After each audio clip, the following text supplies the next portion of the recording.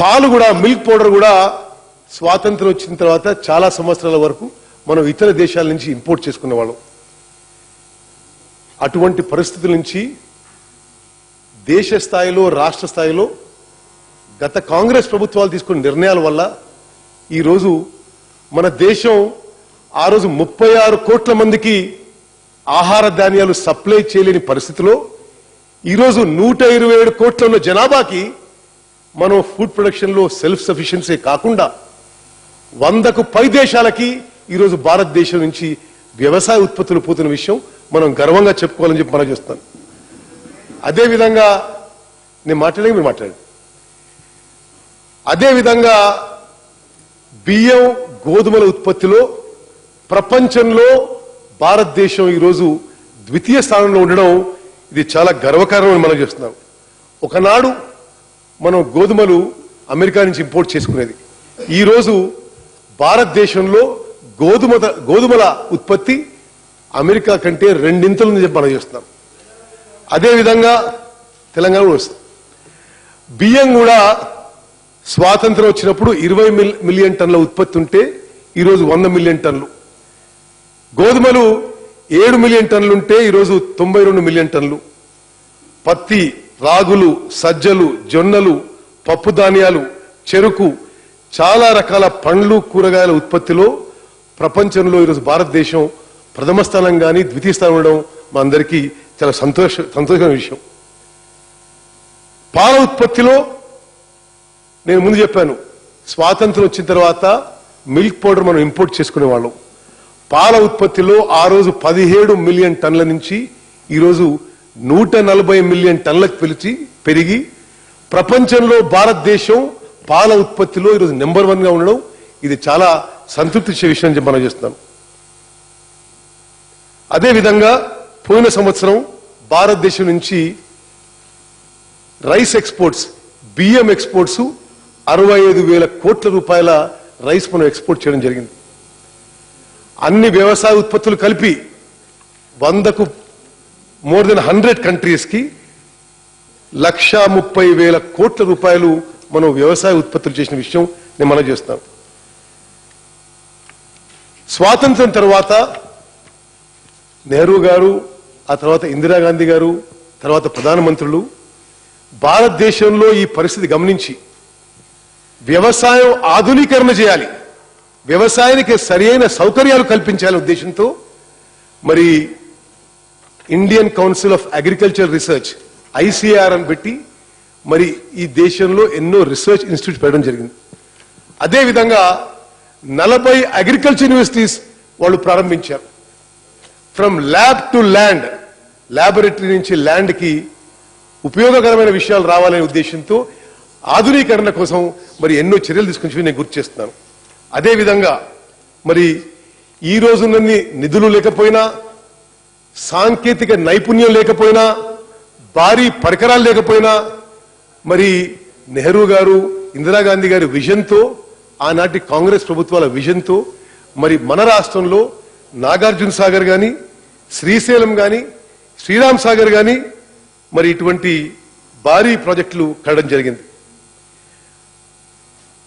60వ దశకంలో వ్యవసాయ ఉత్పత్తులు మరింత పెంచాలనే ఉద్దేశంతో డాక్టర్ నార్మన్ బోర్లాగ్ అని ప్రముఖ మరి అగ్రికల్చర్ సైంటిస్ట్ ని ప్రత్యేకంగా భారతదేశానికి పిలిచి వీట్ అండ్ రైస్ ప్రొడక్షన్ పెంచాలనే ఉద్దేశంతో మరి వారు తీసుకున్న చర్యలు, ఆ తర్వాత ప్రొఫెసర్ స్వామినాథన్ గారు తీసుకున్న చర్యలతో మరి భారతదేశంలో హరిత విప్లవం వచ్చిన విషయం కూడా మనం గుర్తుపెట్టుకుంటాం.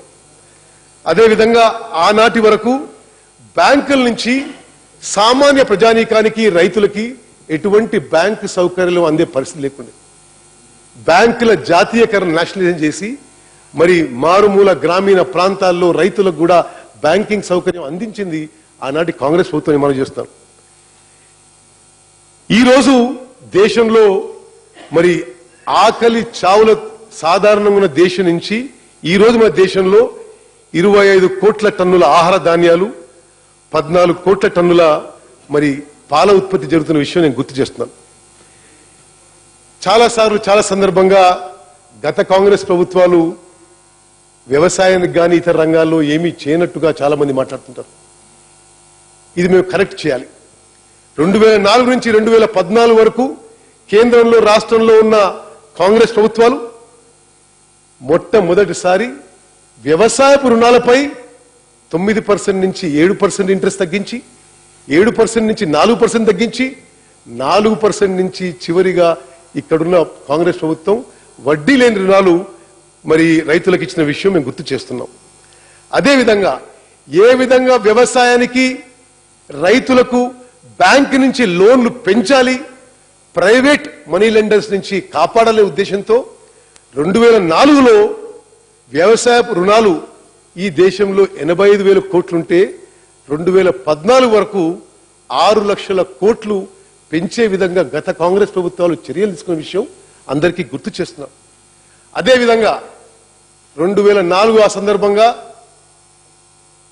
మన రాష్ట్రంలో, ఉమ్మడి రాష్ట్రంలో, చుట్టుపక్కల రాష్ట్రాల్లో తీవ్ర కరువు ఏర్పడితే ఆనాటి కాంగ్రెస్ ప్రధానమంత్రి ప్యాకేజ్ ఫర్ డిస్ట్రెస్ డిస్ట్రిక్ట్స్ అనే ఒక ప్యాకేజ్ పెట్టి తెలంగాణ రాష్ట్రంలో, తెలంగాణ ప్రాంతంలో 8 జిల్లాల్లో పూర్తిగా ప్రైమ్ మినిస్టర్ ప్యాకేజ్ కింద ఇంట్రెస్ట్ వేవ్ చేసి లోన్స్ రీషెడ్యూల్ చేసిన విషయం కూడా నేను మీ అందరికి మనవి చేస్తున్నాను.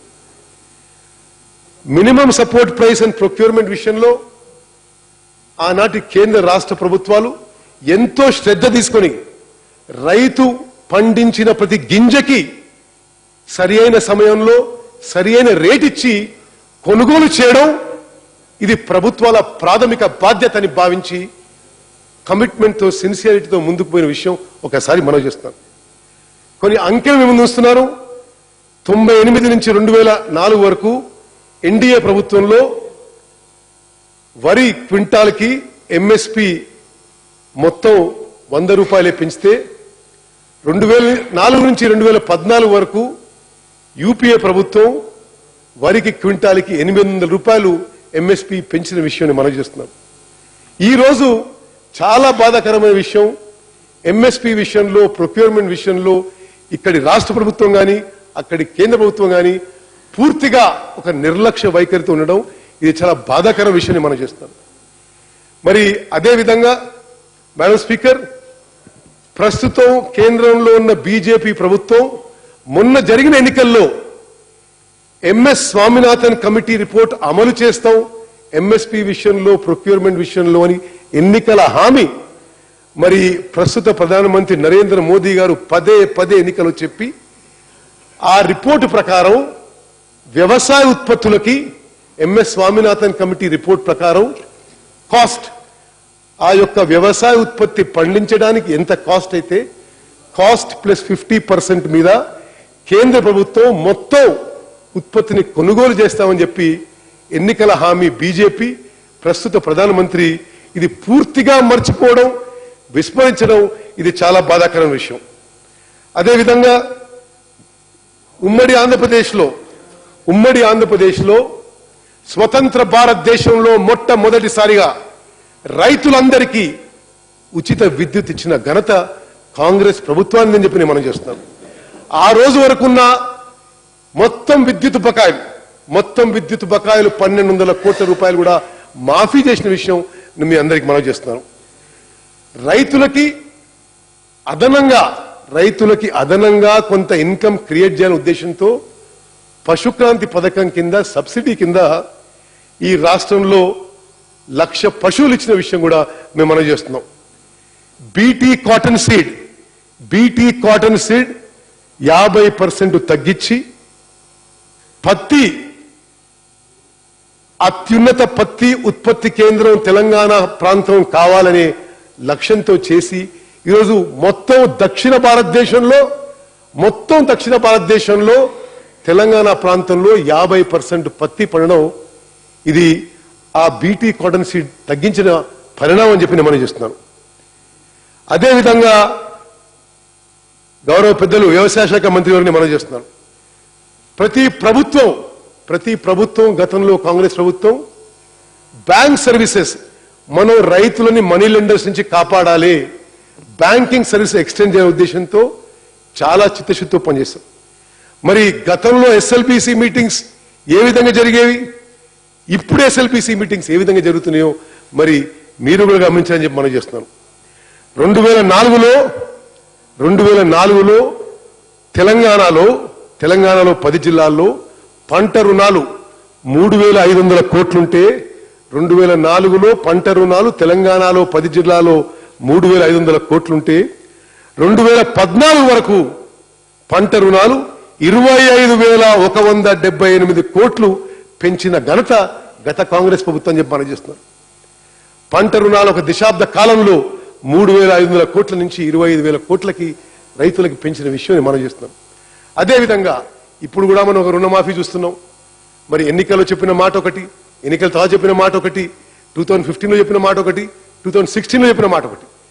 కాంగ్రెస్ ప్రభుత్వం రుణమాఫీ చేసినప్పుడు 2008లో ఏకకాలంలో భారతదేశం మొత్తంలో రైతులందరికీ ఏకకాలంలో రుణమాఫీ చేసిన విషయం మరి ఈ సందర్భంగా మరి ఈ సభ ద్వారా తెలంగాణ సమాజానికి కూడా మనం చేస్తున్న విషయం మీ అందరికీ కూడా చేస్తున్నాం.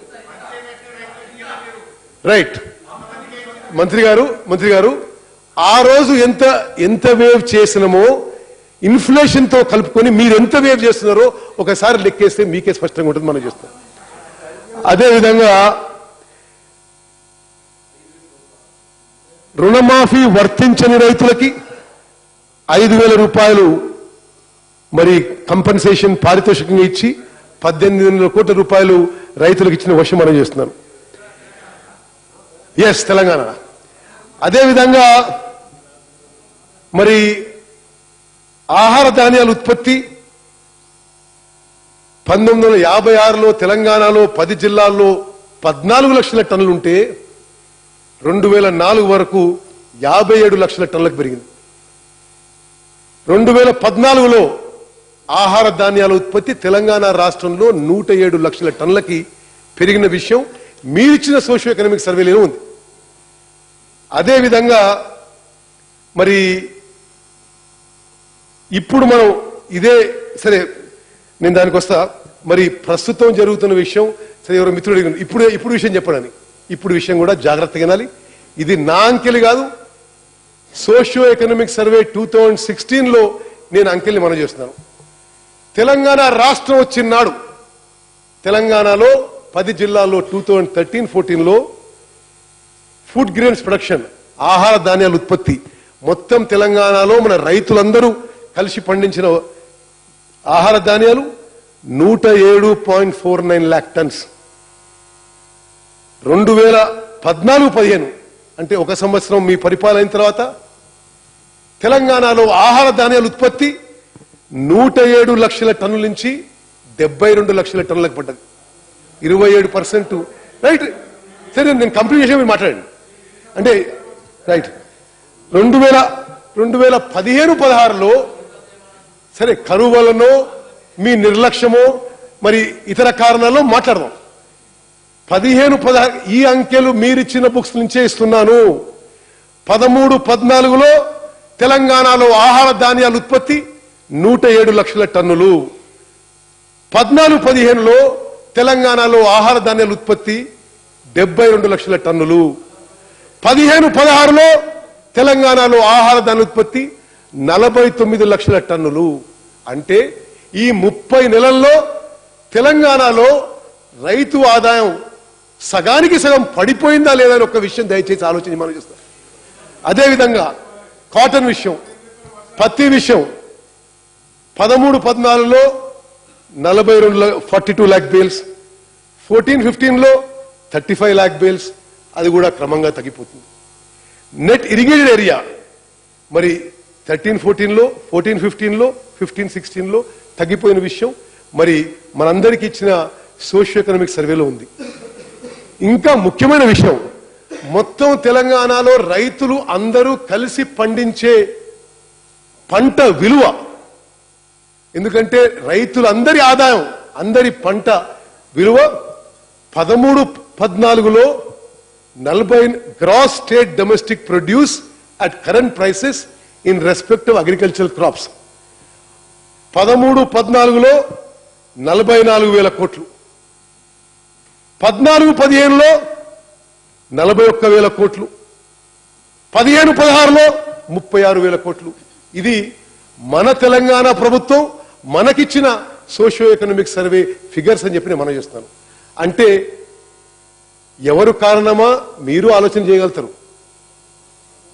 ప్రతి ఇయర్ ఆన్ ఇయర్, ప్రతి ఏటా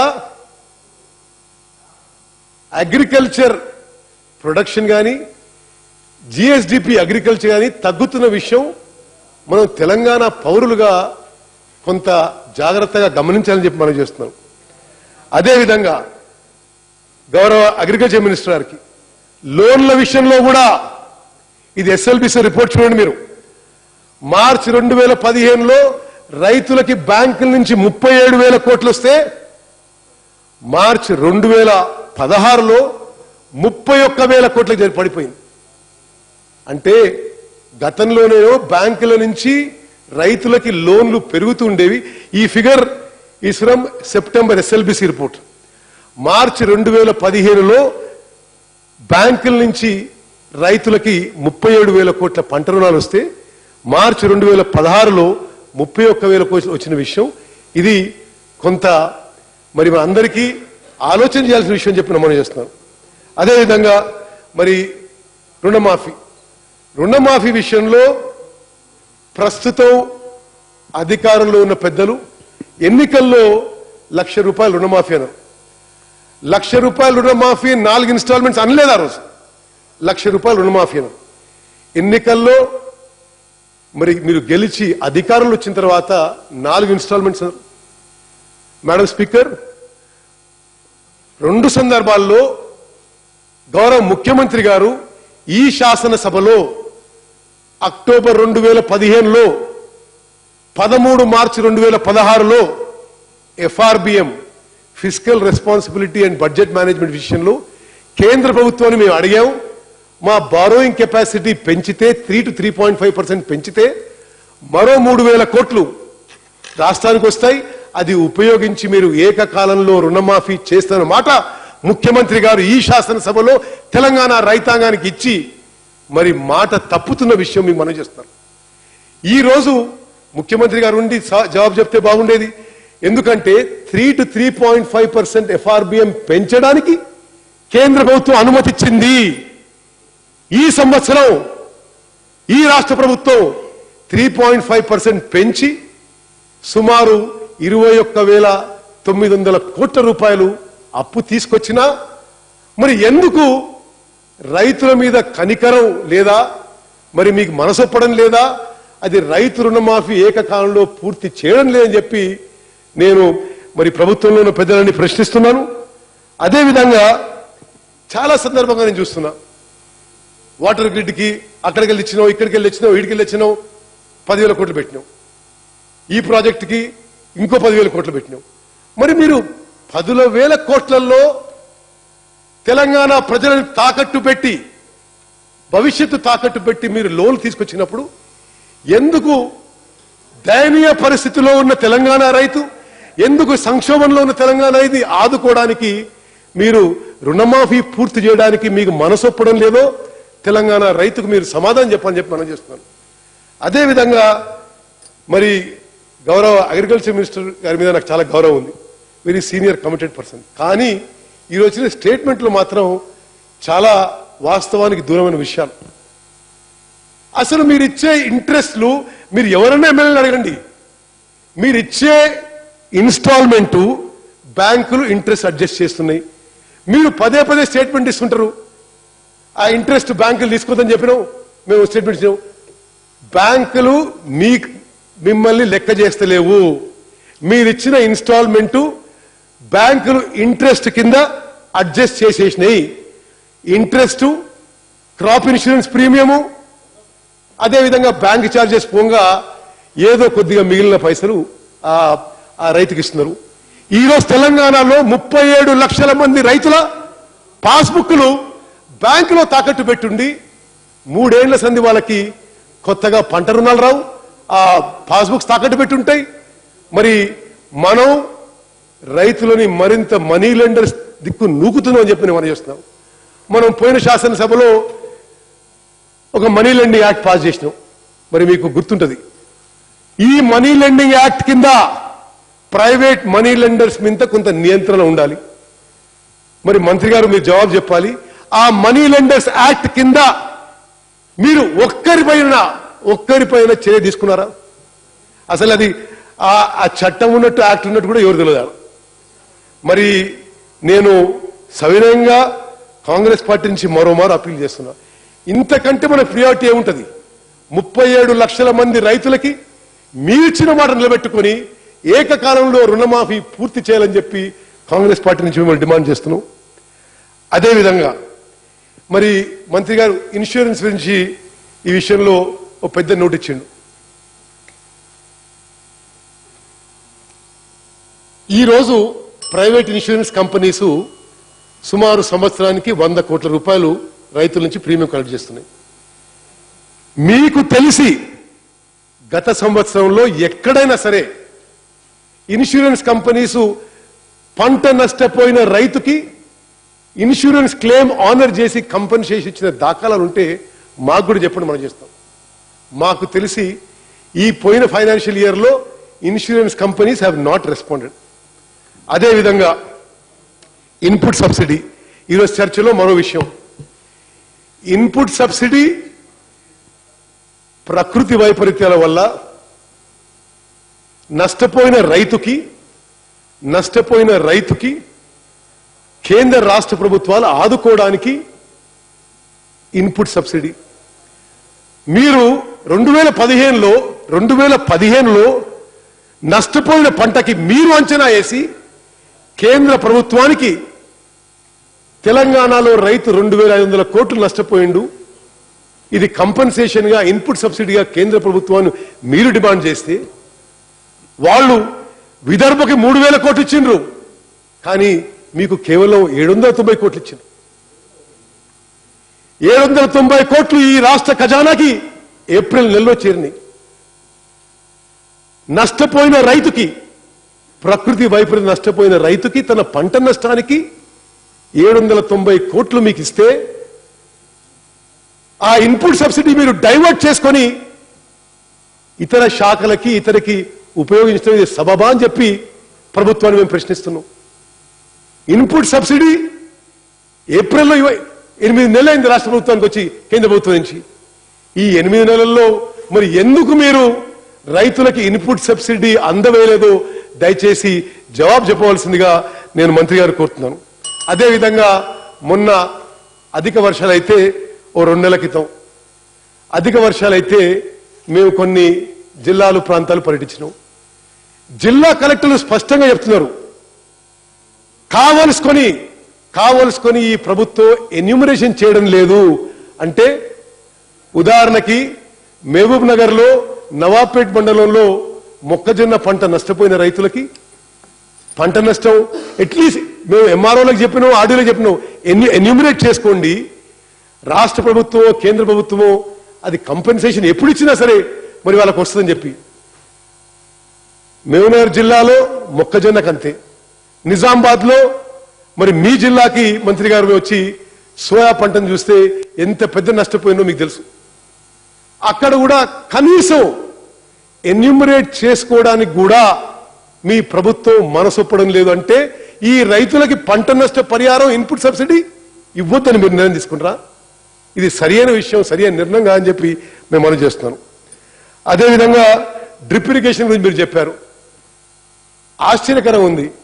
డ్రిప్ ఇరిగేషన్ గురించి మంత్రి గారు మీరు జవాబు చెప్పినప్పుడు ఈ ఆర్థిక సంవత్సరంలో 9 నెలలు అయిపోయినాయి. ఈ 9 నెలల్లో ఎంతమందికి ఎన్ని లక్షల ఎకరాలకి మీరు డ్రిప్ ఇరిగేషన్ ఇచ్చినో దయచేసి చెప్పవలసి విజ్ఞప్తి చేస్తున్నాం. మాకు తెలిసి నిన్ననే వరంగల్ జిల్లా నుంచి కొంతమంది ముఖ్యులు వచ్చారు. వరంగల్ జిల్లా నుంచే మీకు డ్రిప్ ఇరిగేషన్ కోసం 24,000 మంది రైతులు అప్లికేషన్ పెట్టుకుని వెయిట్ చేస్తారు. అంటే దాన్ని కొద్దిగా మనం మొత్తం క్యాల్కులేట్ చేస్తే లక్షల మంది రైతులు ఈ రాష్ట్రంలో డ్రిప్ ఇరిగేషన్ కోసం అప్లికేషన్ కోసం వెయిట్ చేస్తున్నారు. మరి మీరేమో అదేదో అద్భుతంగా జరుగుతున్న ప్రోగ్రాం అన్నట్టుగా మీ నోట్లో రాశారు మీరు. అదేవిధంగా అగ్రికల్చర్ ఎక్స్టెన్షన్ సర్వీసెస్, మరి గత ప్రభుత్వాల్లో ఆదర్శ రైతులు అనే ఒక సిస్టమ్ ఉండేది. మీరు సరే ప్లీజ్ ఉత్తమ్ కుమార్ రెడ్డి గారు సరే మీరు ప్లీజ్ ప్లీజ్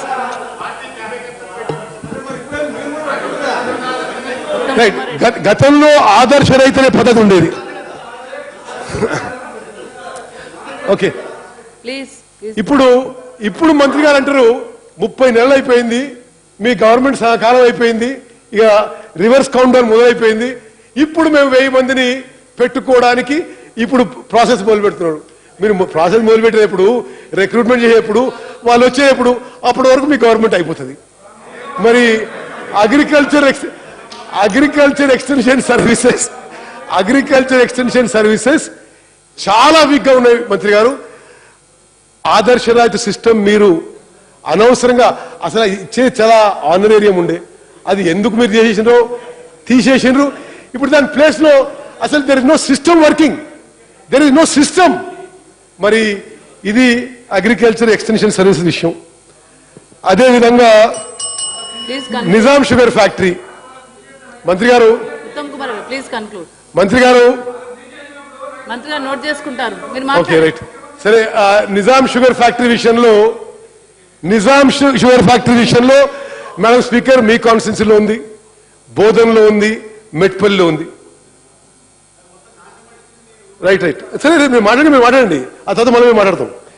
నిజాం షుగర్ ఫ్యాక్టరీది ఎవరు నాశనం పెట్టించాడో కానీ మీ ముఖ్యమంత్రి గారు ఎన్నికల ప్రచారంలో అక్కడికి వచ్చి 100 రోజుల్లో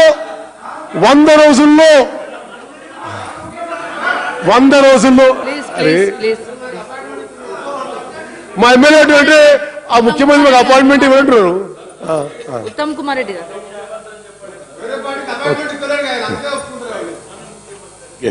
ఇప్పటి నుంచి మీరు కూడా ఇది గమనించుకోవాల్సినటువంటి అవసరం ఉంది. రైట్, మన ముఖ్యమంత్రి. ఓకే సరే. Nizam okay okay okay Shanth. Nizam sugar factory విషయంలో గౌరవ ముఖ్యమంత్రి గారు స్వయాన Nizam sugar factory TRS party అధికారంలోకి వస్తే 100 రోజుల్లో టేక్ ఓవర్ చేస్తారు. 100 రోజులు అయిపోయినాయి, 1000 రోజులు అయిపోయినాయి. అక్కడ చెరుకు రైతులు ఎంత తీవ్ర ఇబ్బందులు పడుతున్నారో మరి మంత్రి గారు దయచేసి ఈ విషయంలో కూడా మరి ఒక నిర్దిష్టమైన సమాధానం ఇవ్వాలని చెప్పి మిమ్మల్ని కోరుకుంటున్నాం. Yes, I'm concluding. అదేవిధంగా మరి రైతు ఆత్మహత్యలు, ఇది అత్యంత బాధాకరమైన విషయం. రైతులు తీవ్ర సంక్షోభంలో ఉన్నారు. ఎటు మార్గం తోచక ఆత్మహత్య చేసుకుంటుంటే వేలాది సంఖ్యలో మన ప్రభుత్వం మేము బంగారు తెలంగాణ కడుతున్నాం అంటున్నారు. 2580 మంది రైతులు 2 జూన్ 2014 తర్వాత ఆత్మహత్య చేసుకున్న విషయం అత్యంత విచారకరమైన విషయం. మేడం స్పీకర్, నేను లిస్టు మీకు పంపిస్తున్నాను. Madam speaker, total list of farmer suicides నేను మీకు లిస్ట్ పంపిస్తున్నాను. వీళ్ళల్లో 10% కూడా కంపెన్సేషన్ ఇవ్వకపోవడం ఇది ప్రభుత్వానికి మంచిదని చెప్పి అడుగుతున్నాం. నేను నా నియోజకవర్గంలో కూడా చనిపోయిన రైతులకి, ఆత్మహత్య చేసిన రైతులకి గవర్నమెంట్ వివిధ కారణాల వల్ల మరి కంపెన్సేషన్ ఇవ్వని విషయాన్ని మనం చేస్తున్నాం. మరి రైతులు ఆత్మహత్య చేసుకున్నా మన కనికరం లేకుంటే మరి ప్రభుత్వాలు ఎందుకు అని చెప్పి మరి ప్రశ్నించే హక్కు ప్రజలకు ఉంటుందని మనం చేస్తున్నాం. మరి మిత్రులారా, మేడం స్పీకర్, ఫైనలీ సమ్మరైజింగ్, రైతు రుణమాఫీ మీద ముఖ్యమంత్రి గారు శాసన సభలో హామీ ఇచ్చినట్టుగా ఏకకాలంలో రుణమాఫీ పూర్తి చేసి 4వ ఇన్స్టాల్మెంట్ కూడా వెంటనే విడుదల చేయాలి. ఇన్పుట్ సబ్సిడీ విషయంలో కేంద్రం నుంచి వచ్చిన 770 కోట్ల రూపాయలు రాష్ట్ర ప్రభుత్వం రైతులకి ఇమీడియట్ గా